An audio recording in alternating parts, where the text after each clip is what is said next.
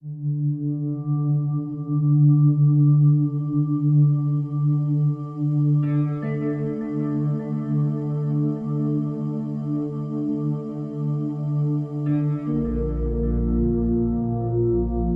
reporting on the recent horrific terror attacks in Paris, we realized with a shock that the band playing at the Bataclan, the venue where 89 people lost their lives, was actually the Eagles of Death Metal, a band that Vice has worked with many times. Now, the band haven't spoken about it before, but agreed to come to our LA office and talk about their experience and the friends and the fans that they tragically lost that night.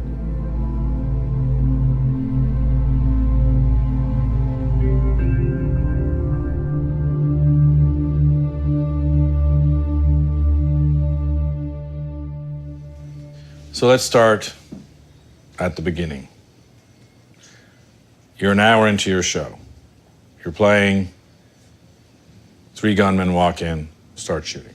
At first, I thought it was the PA cracking up, and then I realized real quick that it wasn't.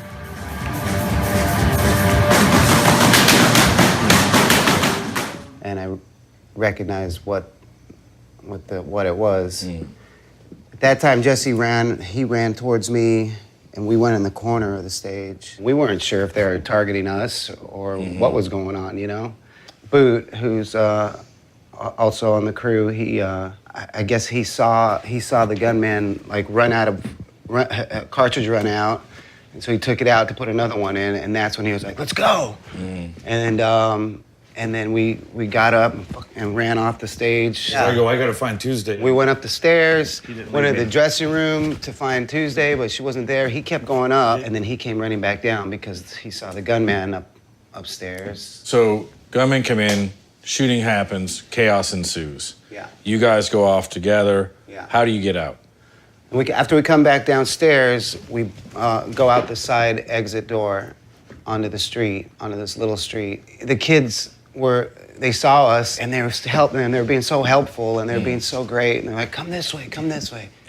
But Matt, you can correct me if I'm wrong, but you were trapped in a room with some fans. Yeah, when the shooting started, I threw down my bass, hid for a second, sort of behind the curtain, sort of behind the monitor desk, and immediately, people started pouring through. There's like a door to get up to the stage. Right. Stage access from on the your side. venue. Yeah, and That's where everyone was coming from. people were coming, and Steve, our tour manager, he was there, and he's the first person I saw, and just the look on his face of like, we both had the same thought of, he was like, there's no exit over here, and he was trying to tell people that, like, everyone's You're just running. trying to get out. Everyone's running. Well, everyone started going up into this room, or just to escape the gunfire, naturally, instinctively. From my perspective, I see the shooting, I see it.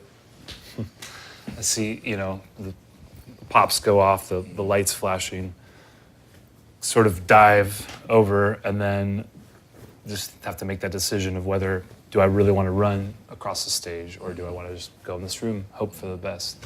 So I went in the room with a bunch of people, and there's a bunch of people all helping each other to get up there, like holding on and just like, let's, we're in this. And as soon as we get there, there's a few people that have been shot and we're bleeding. We started grabbing chairs to barricade the door. There's like a little mini fridge. And someone had left a bottle of champagne in the room for like a post-show thing. We had that to use in case someone... As a weapon? Yeah, because that's it. That's all we had. There was a woman in front of me who... It was scary because she was bleeding the whole...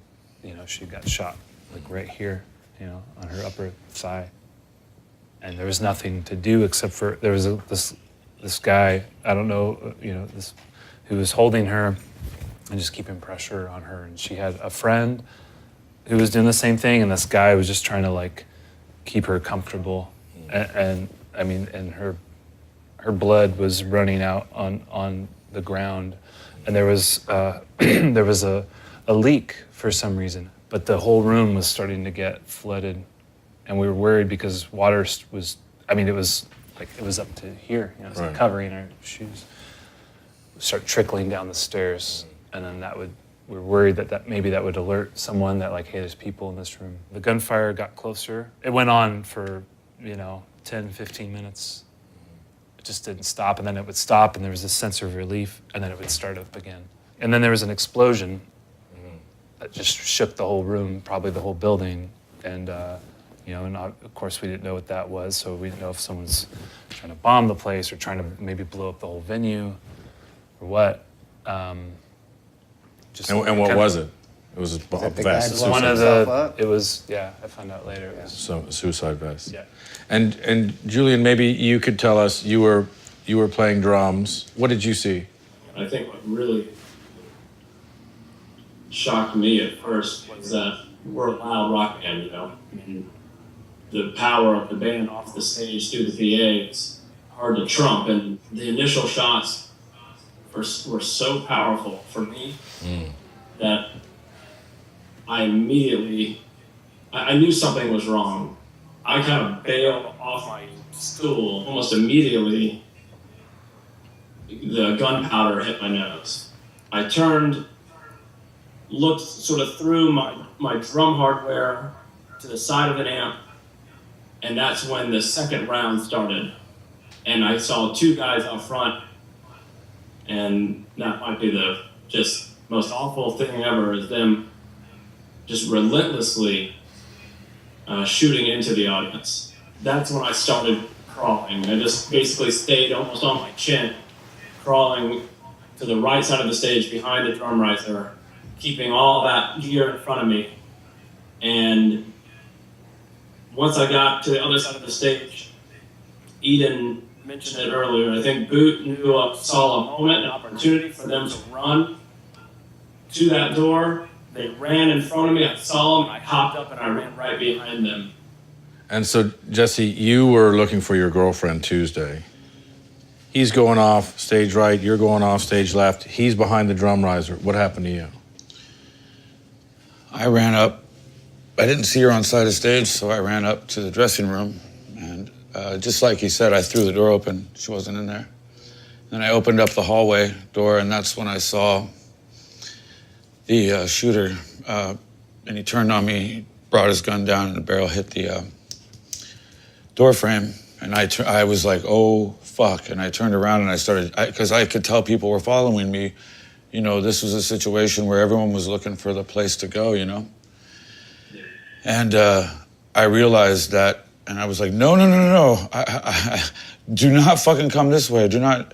And we started heading back down. And we got to that exit door, and I still hadn't seen Tuesday, and Julian got out in front of me, and Eden was like standing with me. Actually, I think if you think about it, you were like, what the fuck, dude? It was almost like, let's move, let's go. But I didn't know what to do. But when Tuesday saw Julian and I heard her voice,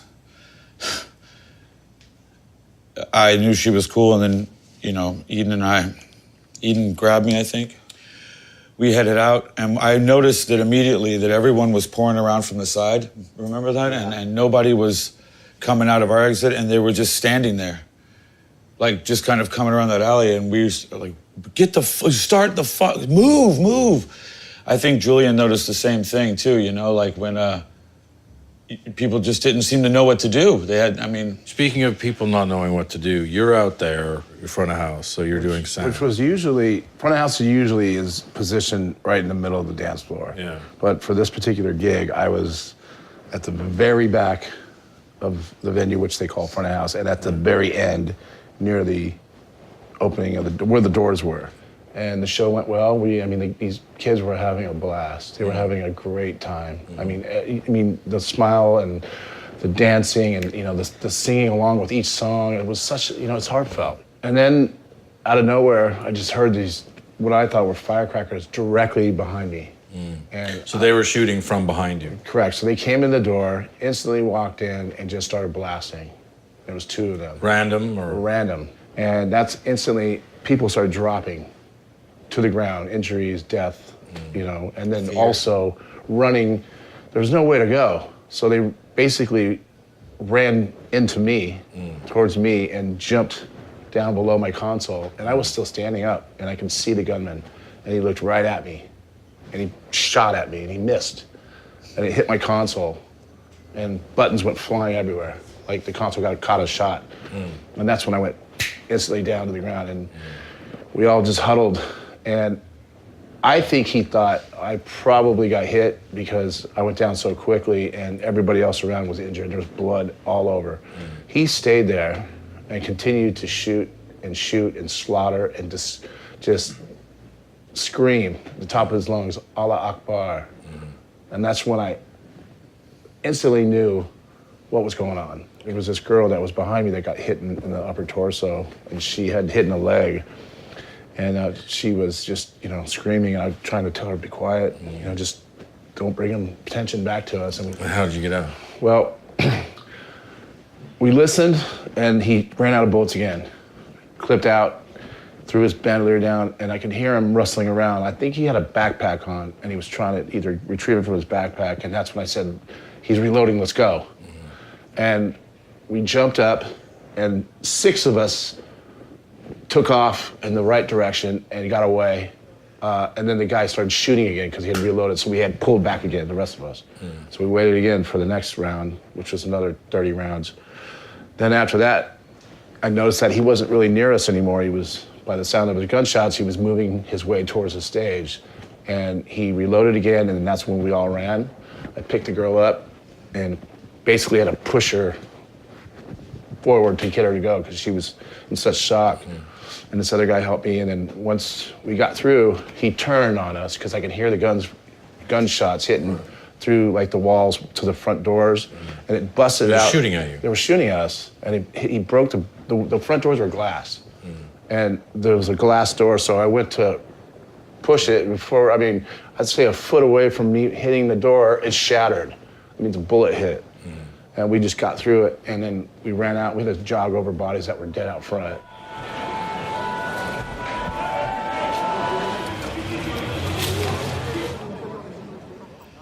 So you guys make it to the police station. You get there, what do you do? Who do you call? Well, I called Joshua.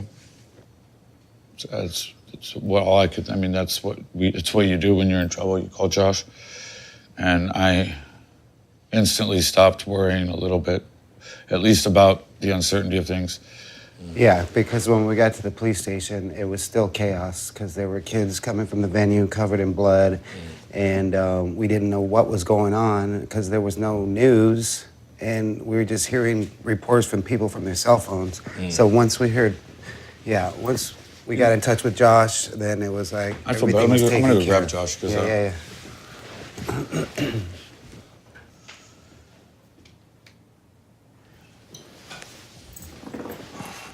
So Josh, another founder of the band, you guys start this band, I believe, in 1998? Yeah. Okay, so it's been going a long time. You're getting texts, you're hearing things, it's on the news. What happens? Like, how do you even deal with that? It took a second to believe that that's really occurring because it wasn't on the news yet. It wasn't.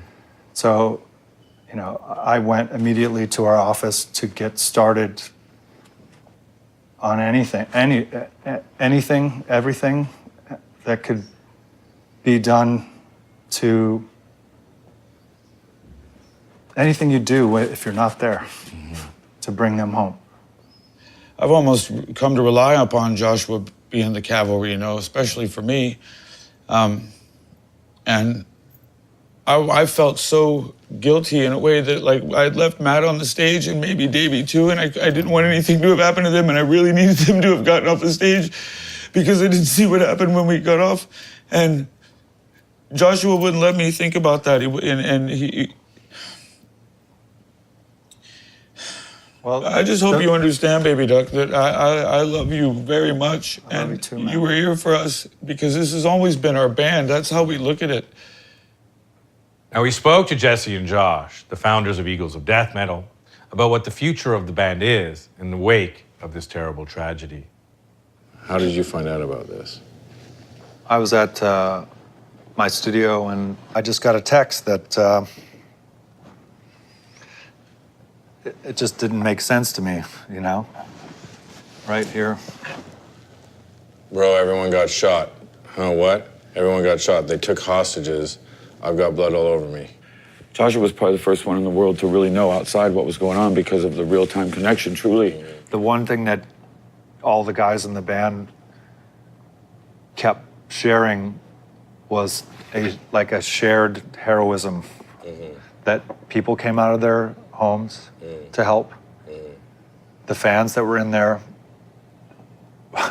even when injured, were attempting to help each other in the band. And I think about Nick, who protected a friend of his, and like that's And something stayed that quiet and never called for help until he bled out because he didn't want anyone else to get hurt. I mean, and that's just us. We have a podium right now because we're in the friggin' band, right? But we represent the fans that did not make it, the people that did not make it, whose stories may never get told. I want to read some of the text that came out, and I know this is emotional for you guys. You know, my boyfriend, a man named Olivier, and I could jump over your fly cases stocked on the left side of the stage. And we hid there for an hour, hoping the killers wouldn't find us. A bomb, yes, those bastards had bombs, exploded just beside us. The piled up boxes of gear protected us from being shredded to pieces. In a way, our lives were saved because of you. Several people, because there was really mass confusion and the hallways were really kind of, they became a labyrinth. But several people hid in our dressing room and the killers were able to get in and killed every one of them except for a kid who was hiding under my leather jacket. The killers got in your dressing room? Yeah. Wow. People were playing dead and they were so scared. A great reason why so many were killed is because so many people wouldn't leave their friends. So many people put themselves in front of people. You're stuck doing this. Yeah. Everyone's name that didn't make it that we have so far. You're stuck writing down names and you don't know why. And like I'm writing these down. I'm writing these down and I'm thinking, man, it's hard to even believe. I just wanted to write it down just to see. For God's sake, like their parents, I wish I could talk to their parents. What would you tell them? I don't know what the right thing to say is. I'm sorry. I think this is like, it's such a delicate situation. It's so unfortunate. I sort of want to just get down on my knees, you know, and just say whatever you need. Right. Because there's nothing I can really say because words just fail to like grasp the thing. And that's okay too, you know. It's okay that there aren't words for that. Maybe there shouldn't be. I pledge to every person who loves rock and roll that And join those me, who don't. join me, and I won't get. I will never. I may be scared, and maybe I went through some bad shit, but it's not in any. I'm breathing. I get to talk to my son tonight, and I have a house that is paid for because rock and roll's blessed me and been very good to me, and I've been blessed with beautiful friends. I feel like I have a life of blessings, and I'm not gonna walk around acting like it sucks. Right. I don't get. My grandmother and my mother raised me to never give a shit what an asshole thinks. If Adolf Hitler hates you, that's awesome. You want everyone to know that that asshole hates you. You know, I don't want to spend my life trying to appease or not appease assholes. I want to spend my life smiling with my friends and entertaining them. I cannot wait to get back to Paris. I cannot wait to play. I want to come back. I want to be the first band to play in the Bataclan when it opens back up. Why? I want to, because I was there when it went silent for a minute. Our friends went there to see rock and roll and died. I'm gonna go back there and live. Do you finish the tour? What does that look like? We have to fucking finish the tour. We don't really have a choice. We have to finish the tour, not only for ourselves and our fans, not only for Nick Alexander, not only because, but because this is our way of life. This isn't political. That's the beauty of what we get to do. It's beyond that.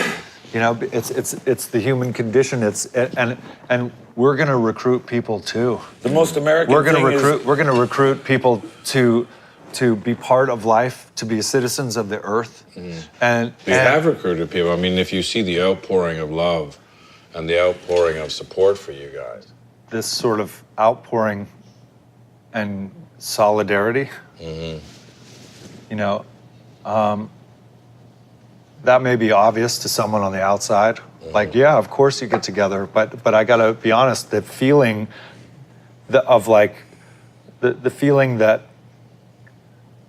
at the very least something good will happen now. You know, like that we have a chance to come together. I mean, it's going to take a long time for anyone to know what to do and what happened and what. I mean, there is no why for this. There's no why. Can we take 5 minutes? Sure, yeah. Let's take 5.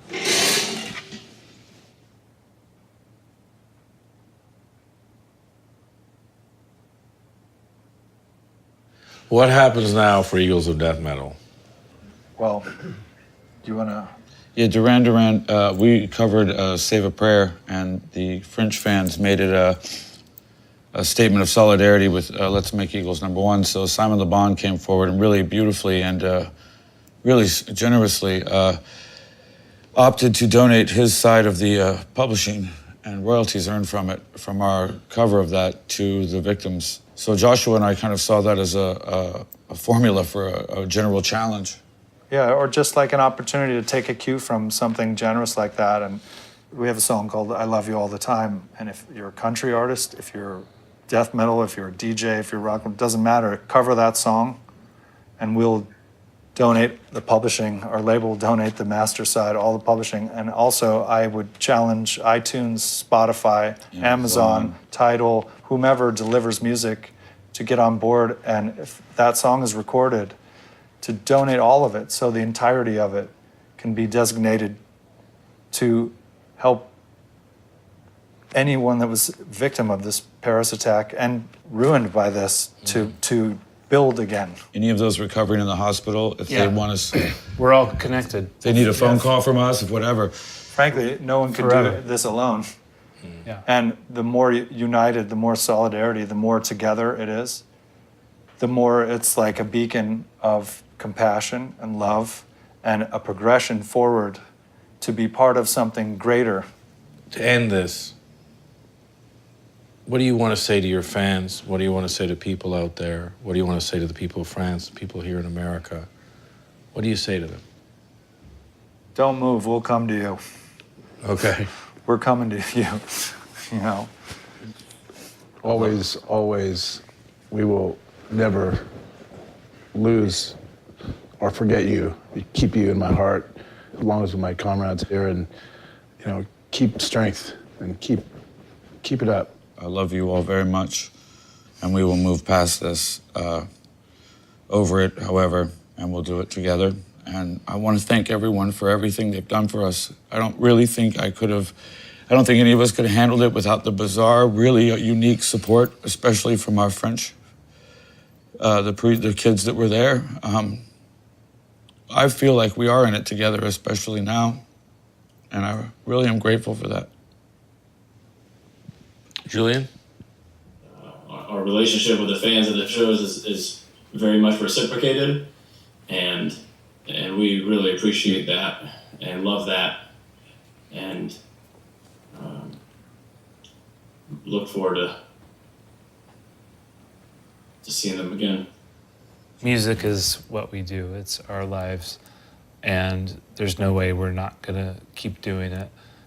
But hearing from people and hearing their stories, we don't want that to stop. Anybody who wants to reach out to us, they are welcome anytime, and playing every night and seeing those smiling faces out in the crowd. That's what keeps us going, you know. That's what makes us play a show. That's why we play. and there's no way that we're not going to keep doing that again because we both need it. We all need it. We really appreciate all the fans writing to us, and even if it's taking a little time to write back, because there is a lot, which is awesome. Yeah, and once again, you know, just our hearts go out to the families of the victims and the people of France. I know this has been a really hard time for you guys, and I'd just like to thank you for taking the time with us today and telling your stories. And I look forward to seeing the next chapter with Eagles of Death Metal. Thank you. Thank you. Thanks.